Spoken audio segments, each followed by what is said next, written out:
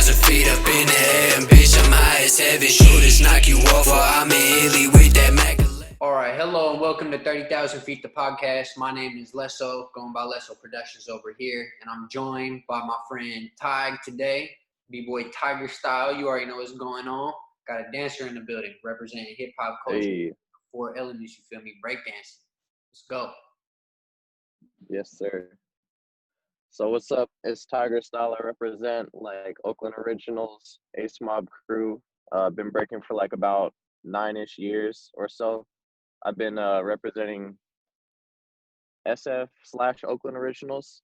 Oakland Original is like a crew that's based in Oakland and around the East Bay, but they took on some outsiders, you know. Yeah. So I represent Oakland Originals from SF. I just moved to SF recently, actually, so that's pretty cool. From originally? Pacifica. Well, I was born in SF, really, but I spent most of my life raised in Pacifica. Okay, exactly. Yeah. What's the scene difference between Pacifica and SF? I mean, I already know because I've been in it, but you feel me? Like, I haven't been in it recently, so give me the breakdown of like, because I know Pacifica is small as hell, so it's got to be way more popping still in the city than it is out there. Yeah, well, I mean, like, it's not even a comparison that I hear people make, you know, because Pacifica doesn't have people representing Pacifica, you know. True. Even when I was representing Pacifica, I was like, yeah, I represent SF. Pacifica's B-boys, like, there have been a few over the years that have come and gone, and right now they're gone. I would say. Right now they're gone. Yeah. They come and gone, and right now they're gone. So yeah, you had like you had JT back in the day. When I was in high school, he was like one of the people who were like older than me, and I was in the club, and he was like, I mean the breakdancing club, not the club at my high school. Yep. And you know, he would show me a few things. We'd train together. Yeah. And he went into college and started like doing like normal life shit. Went off with his girlfriend. Yeah, so he's not really too active in the scene anymore. There's also Apollo. Apollo is still active. I remember Apollo. Yep. Yeah, Apollo is still active. He's just not in the area. I think he's in SoCal right now. Yeah. Apollo. Yeah, I see him practice with a lot of SoCal people down there. But yeah, he's still active. He's also in the military right now, so that also limits his abilities to like go and train and travel like a full competitive b-boy. Put together a dope ass crew though. What's that? I said I always wondered if the military could put together a dope ass crew though, because I know there's a bunch of boys. There's a bunch of everybody. That'd be fucking raw. You know they could put together like a little all-star crew of the military. They probably could, bro. It would be hilarious because that'd be they'd dope. all be like in uniform. Yeah. Yeah. They'd be like called like the combat crew or something. Combat crew. Dang, that'd be fucking raw. They come to a jam dressed in like all fatigues and like just tear shit up. But so how long would you say you've been dancing though now? It's past. I've been dancing almost 9 years. Yeah. Almost 9 years. So I started when I was like in freshman year in high school. Yep. And let's see, I was 13. Yeah, I was about 13 years old. Yeah, I was 13 years old. And now I'm 22. So it's been yes, yeah. Yeah. I think I met you when I was 15. So that was like almost 2 years into my. It was like about 1.5 years. Yep. Into my dancing career. Yep. Yeah. Yeah, you were. And, I was not yet in high school when I met you. That's right, because you were a year below me. Because I'm like 21 now. Yeah. Yeah, it is crazy. It is crazy. Man. It's been a long time. Yeah, I remember those days. I would like, I was still living in Pacifica, and the time I was going to acro sports practice, I didn't have my driver's license yet because I was young. I was too young to drive. So mom used to have the same van though still. Oh yeah, that van was crazy, but this is before the van. So I would go to like this little bus stop outside my house that took me to another bus stop in the opposite direction across Pacifica, where I could then catch the bus to the BART train, where I could then take the BART train to the Muni, where I could take the Muni to Acrosports, and that was And that that was was your adventure like to some get that. dedication right there. That's one hell of a journey too. Yeah, I could never. yeah, Crazy. that Plus, was a I hell of a remember you were journey. mad My serious mom, about my basketball. mom helped me out then though. I remember you were mad serious about basketball at the time too, and like gymnastics was still like not like you weren't focused on it, but like it was a background. And I remember you always used to have all like ever since I first met you, you was always like Yeah, the b-boy who could do the crazy flips too, and that's what kind that's right. of, That's right. and that was dope. I always fuck with that. But shit, shout out everybody else from Yeah, back for sure. real quick, just for old time's sake, Sandeep and Deepak and Andre and Daniel and all those guys. Just shout out to them because good times. I remember that. Yeah, Hell yeah. yeah. But speak on it now though. Since then, coming all the way to where you are now, the journey that you've been on, do you have like some specific moments in time, like uh in coming up, just like in competition and all that? Like, do you have a favorite like set that you did or a favorite jam you went to? Like one thing that really stands out? Yeah, yeah, absolutely. So, I mean, if you're looking at like a very small moment, uh, there was a moment at Vancouver Street Dance Festival in what year was that? 2019? Yeah, I Like, think it was 2019. Vancouver Street Dance Festival 2019. It was the first time that I went like internationally, like out of America for yeah, the sole purpose of competing. It wasn't like other shit to do. I was like, yeah, I need to test my skills right now. yeah. I've been training. I'm gonna go somewhere Facts, out of America and see how good I do, facts. you know? And so I went to Vancouver Street Dance Festival and I ended up making it to the semifinals. And the moment that B-Boy Bounce called in favor of me at the top 8, I was like, dang, I can really do this, you know? Because it was the first time that I had tested my skills like that, you know? Recognition, yeah, Yeah. facts. Mhm. Mhm. Because I'd just been training and working, grinding all that time, and I was like, all right, I know I'm not like world level right now, but let me see how I stack up against people who I've never even seen before, you Facts. know? No, that's a Yeah. fact. And there were some really good b-boys at that competition. There were some really good b-boys. So That's that right. was a big moment for me. That top 8 round, and Yep. it was a close one because I got the crowd on my side. I got the momentum. But I was running out of material, so it was like That's a where trade off. that's where I feel like I was good at it because I never had sets. I always just was a freestyler. That's all I could do. Like, I never liked to memorize shit. That shit was too much work. I just like to just dance. You feel me? When I used to do it. So Yeah. like it comes down to like the point where like once you reach the I'm running out of material type of stuff, that's where you got to just start dancing. And like when you just start dancing, you know your limitations already. So it's like you know what you can and can't do, like just from muscle memory and stuff like that. Yep. I say it takes a little bit of practice to reach the point to where you know like how to just do it like freestyle because it is an art still. But like Right. once you really like run out of material, quote unquote, that's the time when I feel like you just start dancing. And Mhm. and that's what I love about breakdance. That's what I remember about it for sure. I always wanted to get back into it, but I never had the time. Yeah, it's okay. We all got to put our energy somewhere, you know. It Back, seems like you're doing not a a good job of allocating our energy to the right places. exactly. Yeah. That being said, how do you feel like hip hop moving forward is gonna take uh, breaking? Just because I feel like it's always been like one of the background kind of elements of hip hop that's like always been there, always been super successful in its own realm, but never really broke into the mainstream and never really became like the thing. Mm. Yeah, yeah. So hip hop moving forward, or breaking moving forward in hip hop, I think it's gotten a little bit closer to the mainstream. One thing I would like to say is that like it definitely was in the mainstream when it was commercialized in the 80s. Facts. That's when it was mainstream, and Yeah. that's when like people find out that I'm a b-boy and I break like regularly, and They you know, immediately think like of that era.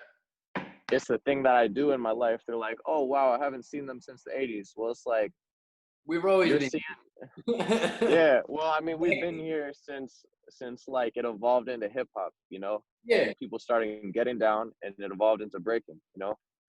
Um, but yeah, like in the 80s, people saw it, and then people see me, and they're like, I haven't seen it since the 80s. I'm like, yeah, well, always been here. Just been here. so so yeah, I mean, going forward though, it's definitely going to become like part of the mainstream again because first of all, it's been in the Olympics, like I was gonna say that was gonna be my next question. What do you think about them putting it into the Olympics now? right, right. Well, hopefully Dizzy does a good job of handling that situation because I know he's on like, or at least part of the forefront Yeah.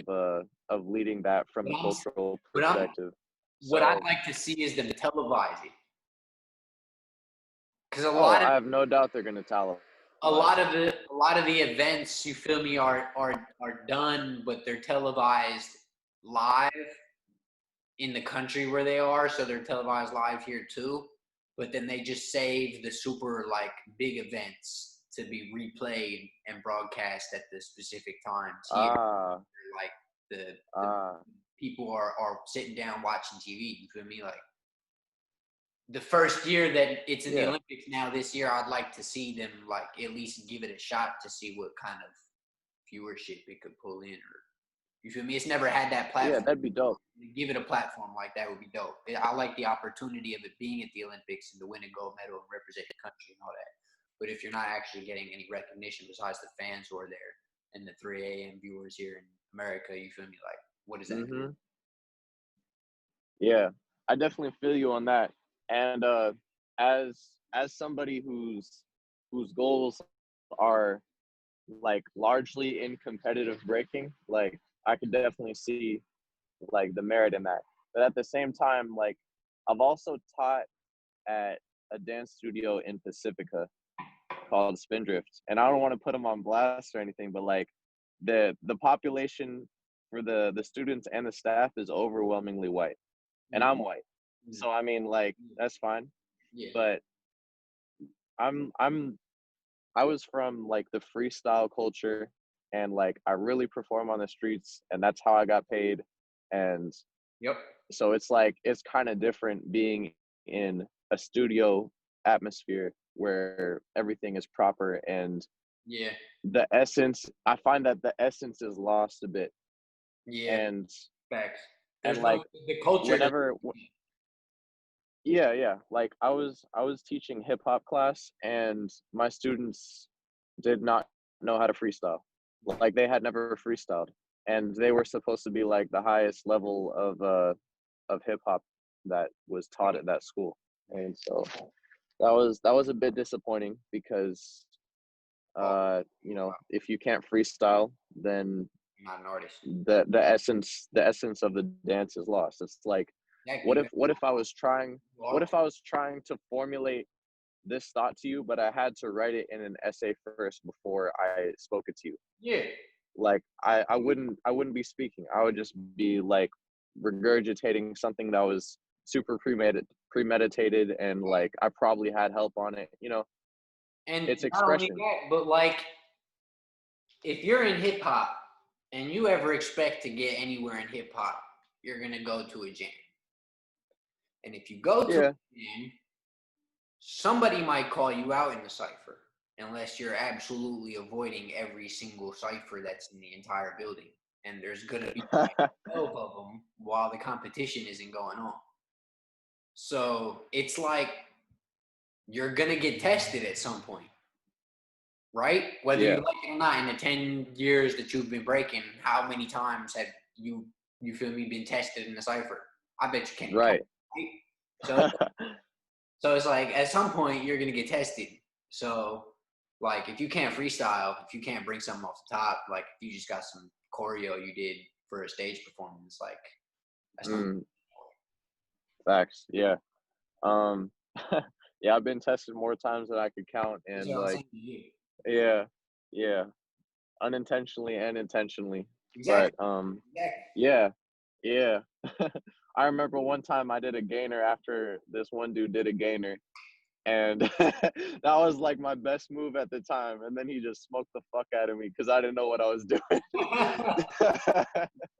Hey, but that's what's dope about a cipher though. Like you feel me? Like, I So like I like moving forward with that. I like the baby taking the Jabberwockies on tour with it hell yeah, instead of hell an artist, instead of like a opening artist, like an opening act. He brought them on tour to perform their own stuff and then also dance with him with the songs that he has with them in the video and all that. yeah. That's a real good move. And That's I a don't know, real good move. I know it's the Jabberwockies and they're already established, but it's like it's still like it's dope to see like them embrace, you know, like the hip hop dance culture like that, like from a crew perspective or from like a competitive crew perspective. Yeah, We like actually, somebody who the compete. 'Cause they still baby did compete. even more than that, really. Yeah.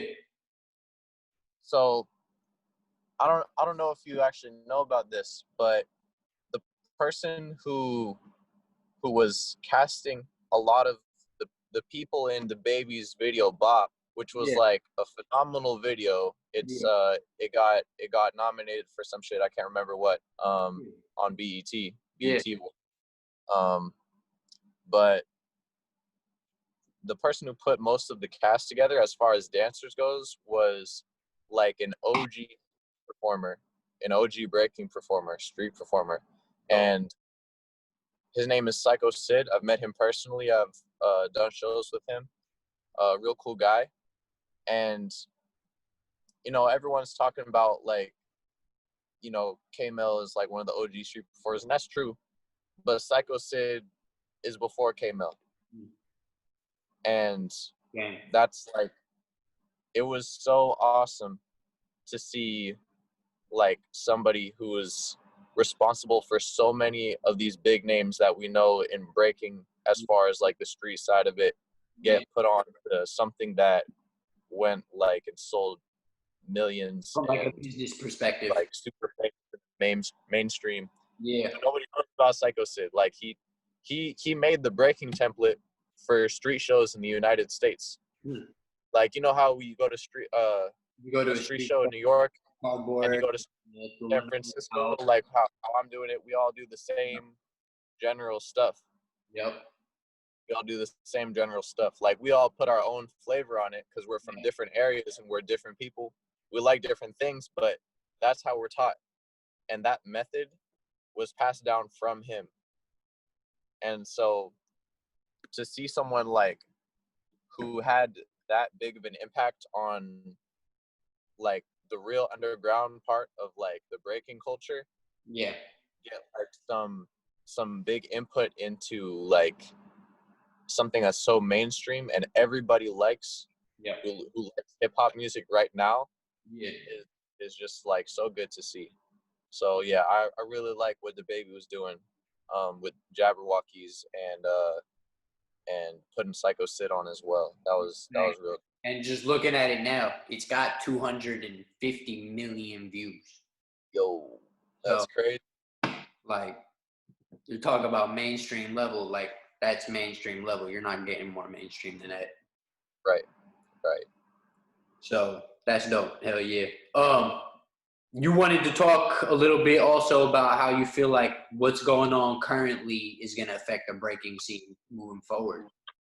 Ah, Do you think yeah. it's affected, and whether you think there's a way for the community to maybe push some type of message or you know use the art form for its in its Yeah. power and do something productive with it.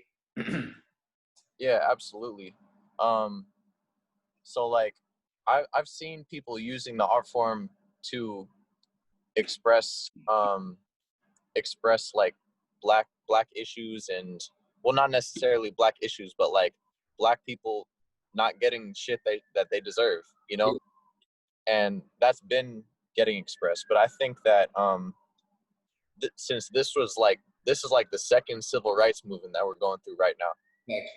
So after this, people are not gonna let shit slide in the community anymore. Mm-hmm. Like just now, people are like calling out like owners of dance studios and promoters of events that are like not down with the culture. You know, Yeah. they're kind of like leeching off of it. For the money. Yeah. Yeah, yeah. Only doing it for the money and benefiting from it. And that's interesting coming from us two, because we're both white in hip hop, you know? Yep. But I think the key difference is basically that we've done the knowledge and we know our place in it, you Yeah. know? Next.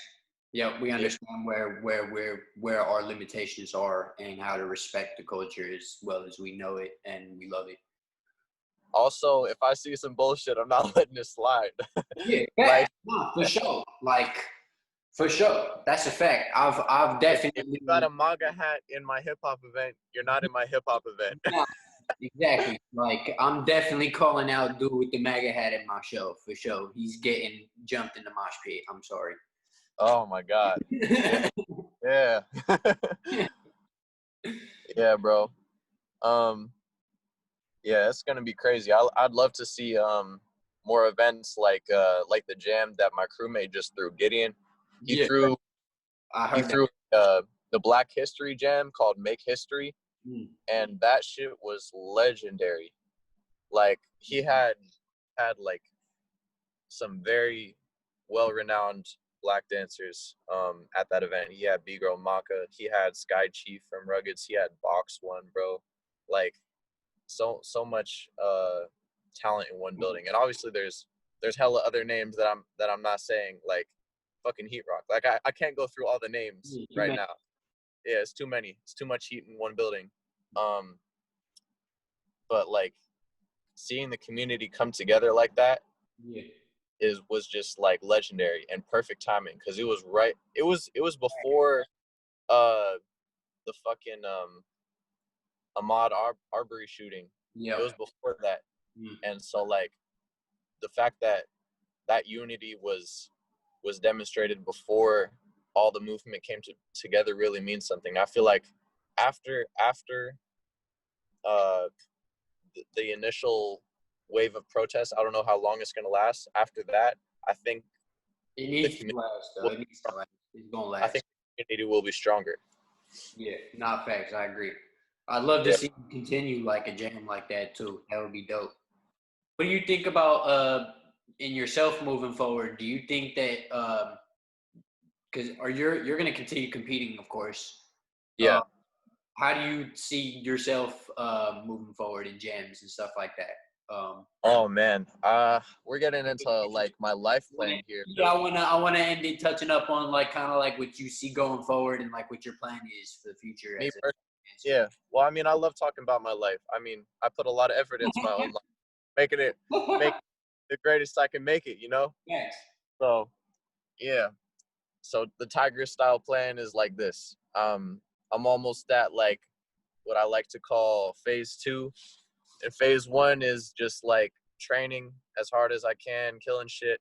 I already tested myself internationally once. That was a big milestone for me. Yeah. Of course, that doesn't satisfy me because I didn't win anything, Yeah. and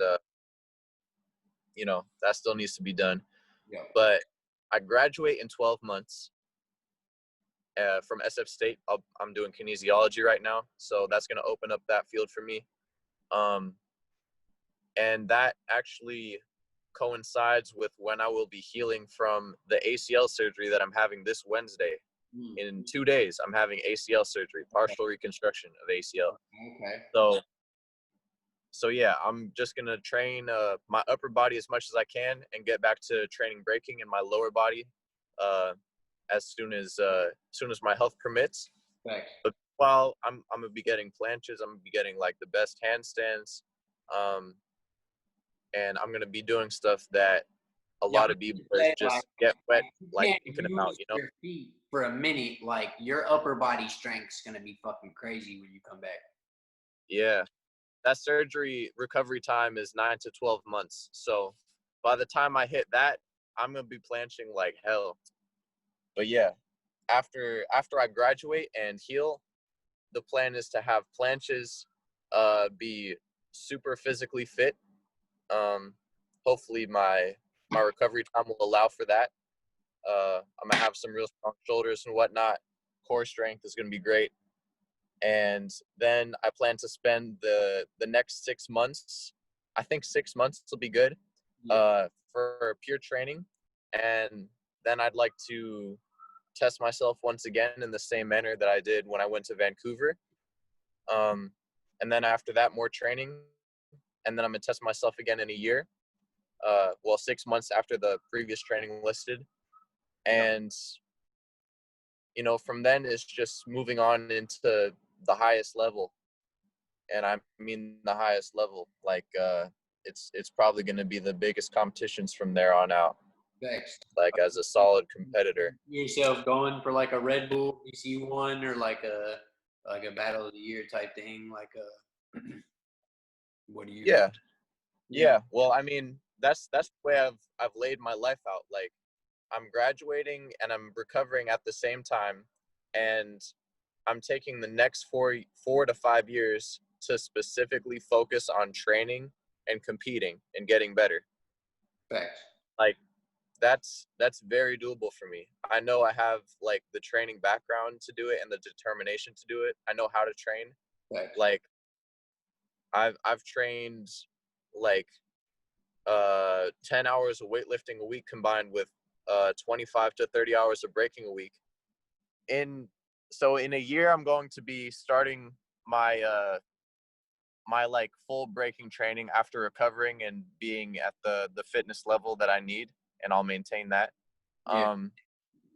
And then in 6 months, I'll test myself, and then I'll train some more, and then I'll test myself again. And by that point, I won't need to dig in footage in order to beat b-boys. Because if I need to dig to find them, then I know I can already beat them. Because like by that point, it's gonna be like I'm already on another level. True. It's like, oh, at this point, it's like, who's gonna be at the jam? Fucking like the big names. That's who I got to worry about, and I already know what they can do. True. So that's how I have it laid out for myself. And in case you're wondering, like, about how I've set only 4 or 5 years out to pursue this, that's just due to like me being also a logical person and Oh yeah, and no, put facts. 4 to 5 years is you got to build up practice in competition, build up a name too, because I think building up a name and recognition by winning competitions, even locally, helps establish yourself as somebody who's known and can. Yeah. So when you go to the qualifiers of one of these bigger competitions, just hearing your name and then being like, "Oh, I've heard that name before." I think that weighs a lot more than a lot of b-boys realize it does. It definitely does. Politics matters. Yep. Politics matters. Like, bottom line, bro. I've seen it happen, like, for me and against me, and for my crew and against my crew. Like, it's real. But yeah, I'm definitely going to be winning local jams before I win big jams. That's just how it works. That's how the skill level works. Yeah. And you got to keep in mind also, I'm going to be doing street shows this whole time. So like that's going to help my name. Thanks. Just off the That's gonna help you on their like news. social Because people watch performances more than they watch battles, I feel. So yeah. So that'll help with views and that'll help with my name and recognition. So, I got that coming in from both battling and performing. Definitely. Yeah. No, that's And after the 4 or 5 years, if I'm not like a sponsored b-boy and I'm not like getting hired like every other day to go do something, then I'm gonna go back to school then for a doctorate in physical therapy. Okay. And that way I could still help the community by doing research that will help b-boys. Facts. You know, We still don't know what our bodies are gonna look like when we get 70, 80 years old. Because that's right. none of us are old yet. So yeah, I just plan on staying in the community and helping the community. If I'm not like actively teaching and competing and doing all this stuff, doing workshops, judging, if I'm not doing that, then I will be doing research and putting it into the community. And hopefully a lot of people will know about it and want to get their hands on it because I'll be established as a b-boy, you know? No, I agree. That'll be dope. That's a good idea. Yeah. Uh-huh. There's very few people who are both And you can become well-known Dr. breaker. Tiger Style. Huh? Then you can become Dr. Tiger Style. Dr. Tiger Style. Well, yeah. The official title would be like Doctor of Physical Therapy, but you know, you still got the doctor in there. Exactly. But yeah, it's cool to have a well-respected b-boy also have a title like that. I don't see many well-known b-boys having more than a bachelor's degree, which is nice, but like we need it'd be nice if we had more professionals in our community as well. Would be true. That would be true. Yeah. So that's where I'm going with my personal career. There you got it, the plan of Tiger Style plan. Tiger Style plan laid out. Most def. Yeah. Thank you for doing this episode with me. We could chop it up a little more real quick afterwards, but I'm gonna make sure I lay down our social medias right underneath, so y'all could all go follow both those social media accounts, Tiger Styles and myself. I'll put a link down below. I want you to send me a link to whatever the best footage of you breaking is that is accessible on somewhere on a platform, you feel me, on YouTube or somewhere. Send me the best footage of you that's like a couple minutes long of you breaking, whether it's a battle or something like that or whatever. Send it to me. I'll put that link down in the description as well. And facts. All right, cool. Thank you for having me. Hell yeah. Good looks.